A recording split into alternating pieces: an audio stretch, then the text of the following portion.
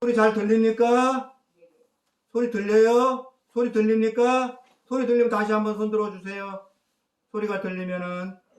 소리 들려요? 자, 미국의 기숙이 미영이 소리 들려요? 소리 들리면 손 좀 들리. 아, 그래. 자, 그럼 말씀 나누겠습니다. 하여간 여기 시골이라 와이파이는 안 터지기 때문에 그 원양순 그 사이에 3호 조용히로 바뀌었어. 그 핫스팻으로 이렇게 하다가 보니까 음소거를 그쪽에서 해놨기 때문에 안 됐었어요. 그래서 시골이라 와이파이는 안 터져서 줌을 하기가 여러 가지 어려운 한이 없어. 얼굴은 왔다 갔다 하는 건 괜찮아요. 발표자가 나오고 되는 거니까 소리만 들리면 되는 거예요. 예.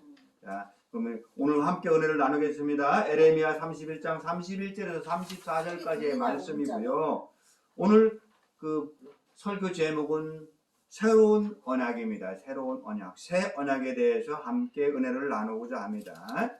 대림절은 예수님이 탄생하신 것을 기념하는 4주간에 걸쳐서 절기를 지키는 겁니다. 그래서 지난주에 대림절 첫 번째 주일을 지켰고요. 오늘은 두 번째 주일입니다. 두 번째 대림절을 갖다가 성소주일이라고도 합니다. 대림절이라고도 하고 대강절이라고도 하고 그 절기는 예수님의 재림을 기다리면서 지키는 절기입니다. 다시 오실 예수 그리스도의 재림을 기다리는 우리에게 하나님의 언약의 말씀을 믿고 순종하며 살기를 원하는 우리에게 주시는 그런 말씀입니다.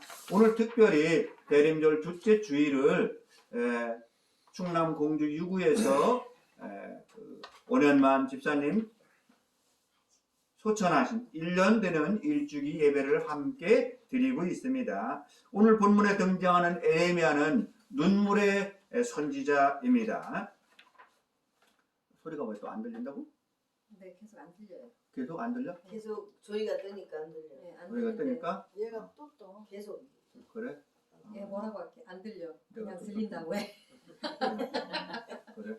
빨리 끝내는 얘기. 용민이 미안한데 잠깐 또 나갔다 들어야 될 것 같다. 미안해. 아, 그래. 나가고 들어오지 말아야 돼. 일이 미안해. 됩니까? 들립니까? 미영이 뭐라 할게? 제 바보 같은 애 누구임? 제가 왜 자꾸 자, 들려요 이제 또? 됐어. 걔가 자꾸 들어오니까 안 되는 거 배우기 전에 빨리 끝내. 자, 소리 들리나요? 다시 한번 미국의 기숙이 미영이 소리 들려요? 손 들어주세요. 소리 들리면은 소리가 들려? 소리가 들립니까? 소리가 들려야 안 들려요? 소리가 들리면 손을 들어주세요. 안 들리나? 소리가 안 들립니까? 소리가 들려요? 소리가 들리면 손을 들어주세요. 안 들리나 보다. 안 들린대요. 그러면 당신 그 소리를 좀 줄였어? 동일이가 들었는데 손 들린다고. 응. 아니 얘 저쪽 미영이하고 바다를 못 최고 건너가지고. 크게 해놨어요. 그냥 패스, 그냥 해. 패스래요. 안 돼. 딸기. 자, 그냥 해. 눈물의 선지자입니다. 눈물의 선지자, 그는 결혼을 못했어요. 약혼자가 있었는데 하나님께서 결혼을 하지 말라고 그랬습니다. 왜 결혼하지 말라고 그랬냐면 에레미야는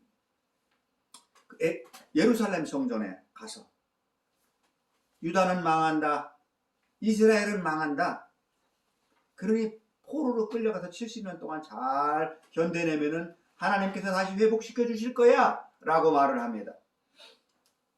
그러면은 그 에레미야가 그런 말을 하는데 이스라엘 백성들이 기분이 좋겠어요. 그 매국노라고 돌을 던지고 두드려 패고 그러니까 집에 돌아옵니다. 그럼 집에 들어오면은 결혼을 못했기 때문에 혼자잖아요. 그러면 몸이 만신창이가 돼가지고 집에 들어와서 삶에 대해서 얼마나 힘들겠어요. 그래서 매일 우는 거예요. 매일 우는 거예요. 그래서 눈물의 선지자라고 합니다. 여러분, 우리가 만약에 어떤 목사가 광화문 서울에 있는 그 광장에 가서 이 조선은 망합니다. 일본에 가서 동경에 가서 70년 동안 포로로 잘 있다가 견뎌내면은 다시 해방시켜 줄 거랍니다. 또 그렇게 만약에 설교를 했다고 봅시다. 그 목사는 아마도 많이 두들겨 맞던지 거기서 어떻게 환영을 받겠습니까? 에레미야가 그랬다는 것입니다. 그래서 그는 눈물의 선지자였습니다. 이스라엘은 망한다, 예루살렘은 망한다 외치는 것입니다.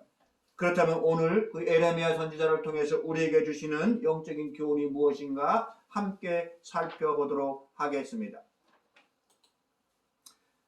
첫 번째로 새 언약을 세우시는 하나님이라고 했습니다. 31절에 그렇게 기록하고 있습니다.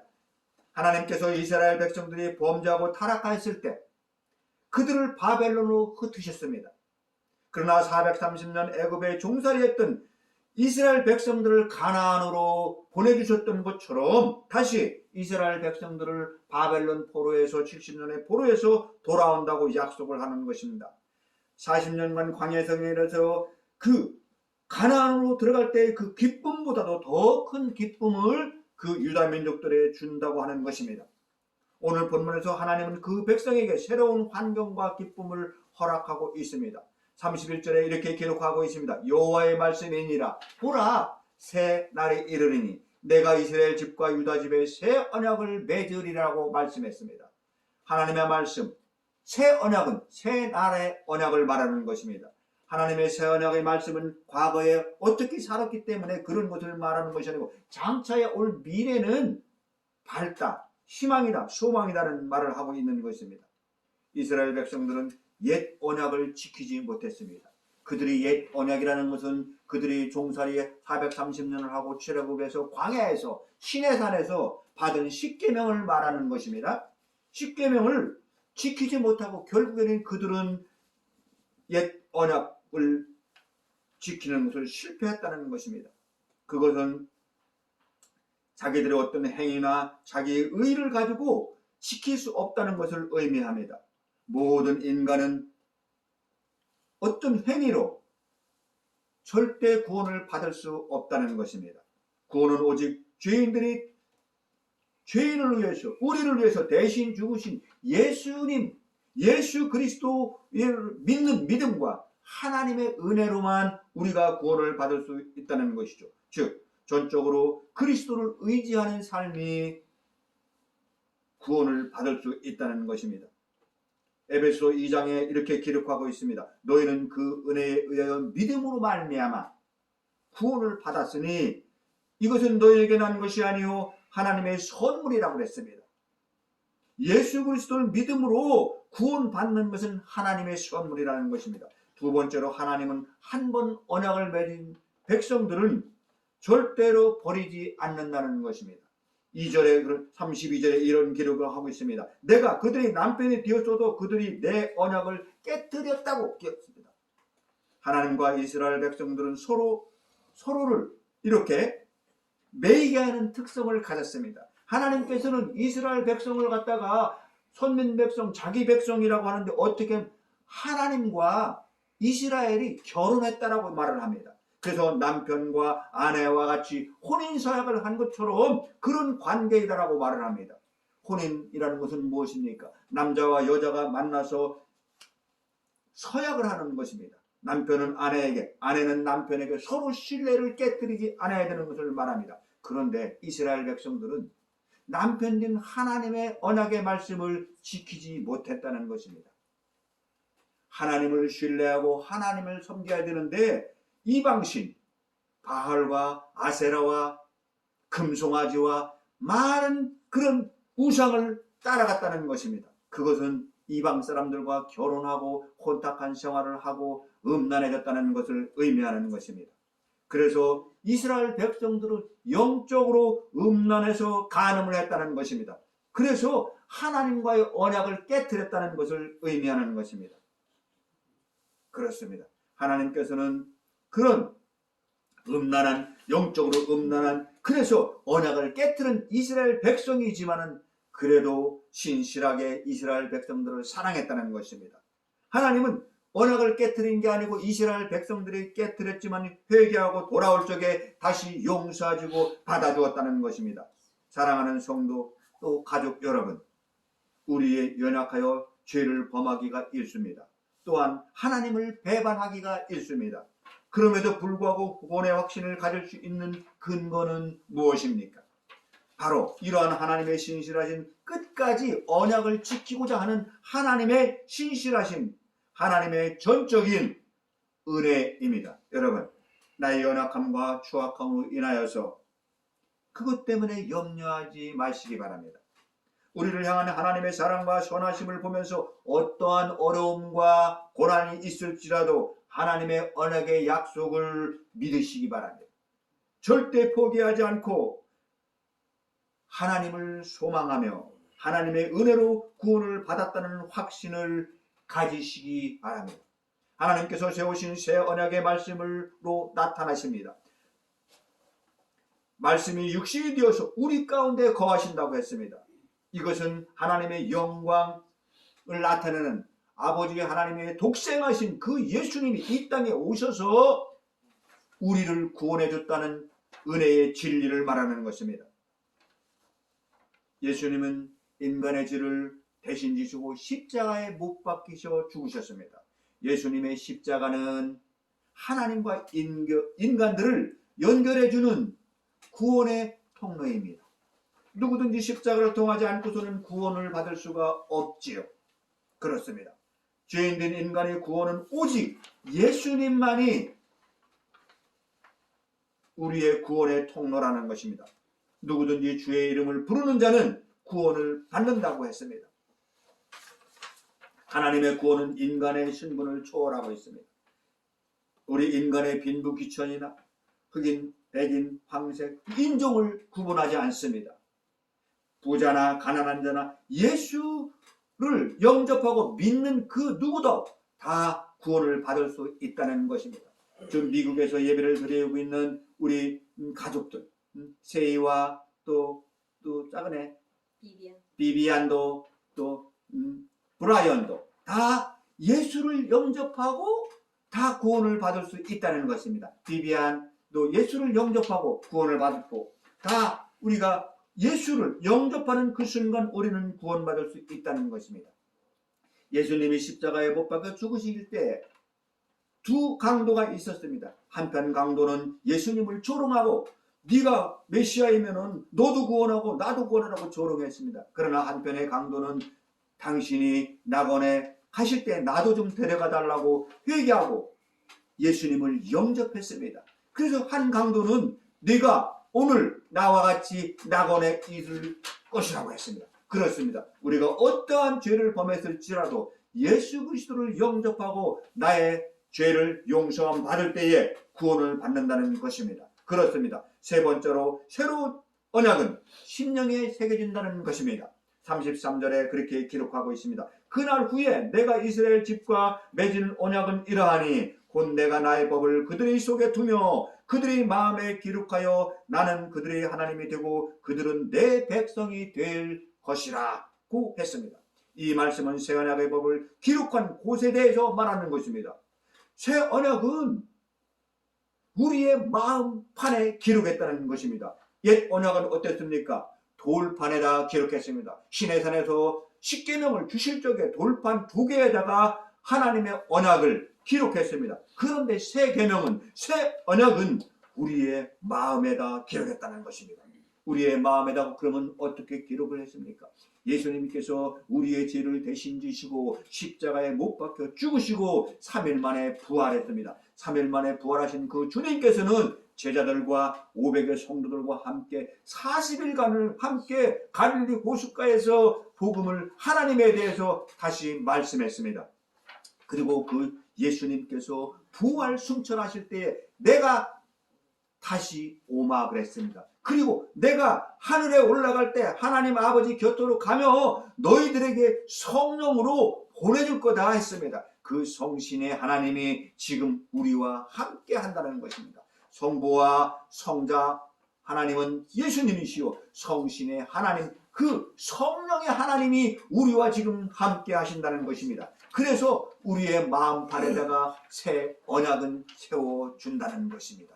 그 성령께서 우리를 조명하고 마음이 뜨겁게 하고 예수를 믿게 하고 하나님을 고백하게 하는 것이 성령이라는 것이죠. 그래서 새 계명은, 새 언약은 예수님께서 대신죄를 지시고 죽으면서 승천하실 때에 우리에게 보내주신 그 성령을 의미하는 것입니다. 여러분 얼마나 대단한 것입니까? 하나님이 직접 땅에 오셔서 죽으셔서 우리를 구원해 주시고 그 성령 하나님을 우리의 가슴 속에 새겨주셨다는 것입니다.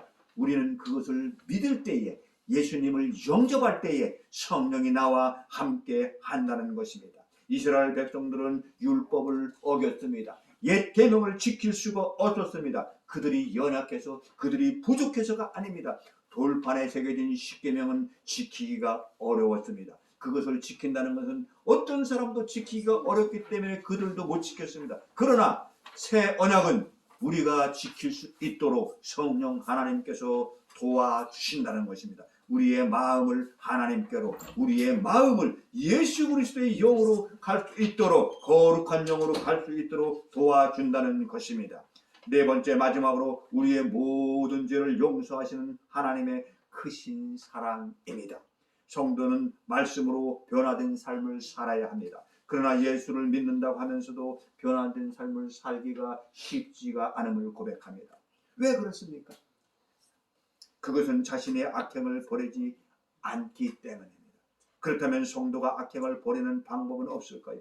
여러분, 사랑하는 가족 여러분, 바로 오늘 말씀에 그 해답이 있는 것입니다. 34절에 그들이 다시는 각기 이웃과 형제를 가리켜 이르기를 너는 여호와를 알라 하지 아니하리니 이는 작은 자로부터 큰 자까지 다 나를 알기 때문이라. 그들이 악행을 사하고 다시는 그 죄를 기억하지 아니하리라. 여호와의 말씀이라고 했습니다. 이것은 무엇을 의미합니까? 즉 우리가 새 언약 안에 산다는 것은 하나님의 용서를 받아들이는 것을 의미한다는 것이죠. 하나님께서 우리를 구원하시기 위해서 당신의 독생자 성자 하나님이 이 땅에 오셨다는 것이죠. 하나님 자신이 이 땅에 오셨다는 것입니다. 하나님이 우주를 창조하시고 인간을 창조하시고 역사를 주관하시는 그 창조주 하나님께서 이 땅에 직접 오셨다는 것입니다. 그런데 하나님 원래의 모습으로 보면은 사람은 하나님을 볼 수가 없습니다. 그래서 인간의 몸을 입고 오시는 것입니다. 그분이 바로 예수 그리스도이신 것입니다. 그분이 직접 이 땅에 오셔서 우리 죄를 대신 지시고 죽으시고 성령께서 지금도 함께 우리와 하신다는 것이죠. 그것이 우리를 구원하시고자 하는 하나님의 유일한 방법이라는 것입니다. 얼마나 감사합니까? 하나님의 용서는 조건이 없었습니다. 하나님의 용서는 무조건적인 용서이며 일방적이었습니다. 우리의 모든 죄를 대속하시고 우리를 구원하시고자 하는 독생하신 예수 그리스도를 이 땅에 하나님 자신이 오시는 것이 우리를 향한 무조건적인 용서인 일방적인 큰 사랑이었습니다. 십자가 사건은 우리를 구원하시기 위한 하나님의 크신 사랑입니다. 우리는 하나님의 용서를 받아들이기만 하면은 새 언약 안에서 살아가는 성도가 되는 것입니다. 하나님의 말씀으로 변화가 되는 것입니다. 하나님의 말씀을 믿고 가까이 한다면 우리는 변화된 삶을 살아갈 수 있다는 것을 의미합니다. 성도가 그렇게 살도록 성령님께서 우리를 도와주십니다. 미국에 있는 우리 막내 처제 세이 비비안, 또 기숙이 조카, 또 함께 예배하는 우리 장모님, 함께 예배하는 우리 처남, 또 이렇게 소영과 처제, 다 예수 그리스도를 영접할 때에 우리는 새 삶을 살아가는 것입니다. 우리 모두가 주으로 들어와 있는 우리 성도들과 모두가 예수 그리스도를 내 마음 깊은 곳에 영접하고 새 언약을 지키며 살아가는 우리 모두가 되기를 예수 그리스도의 이름으로 간절히 축원하옵나이다. 기도하겠습니다. 사랑의 하나님 감사합니다. 우리 모두가 예수를 영접하고 새 언약을 지키며 변화된 삶을, 거룩한 삶을 살아가는 우리 모두가 되게 하여 주옵소서. 감사드리며 예수님 이름으로 기도하옵나이다. 아멘. 이거는 꺼요? 그건